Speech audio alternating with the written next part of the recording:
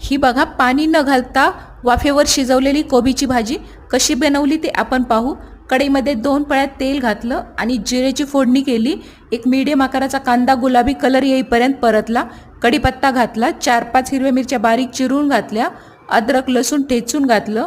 फ्लेवरसाठी मी 4-5 लाल मिरच्या घातल्या। सर्व फ्राय करून झाल्यानंतर सुक्या मसाल्यामध्ये हळद, मीठ, गरम मसाला घातला। सर्व मसाले व्यवस्थित परतून घेतले।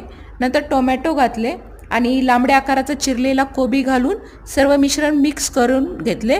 त्यात मी पाणी नाही घातलं। झाकण लावून लो फ्लेमवर 10 मिनिटे शिजवलं। ही भाजी जास्त गाळ करायची नाही, थोडीशी कच्ची ठेवायची। 10 मिनिटांनंतर झाकण काढून कोथिंबीर टाकली। चपाती बरोबर किंवा वरण भाताबरोबर ही भाजी अतिशय चवीला लागते। कशी वाटली रेसिपी आवडली असेल तर माझ्या चॅनलला सबस्क्राइब करायला विसरू नका। नमस्कार।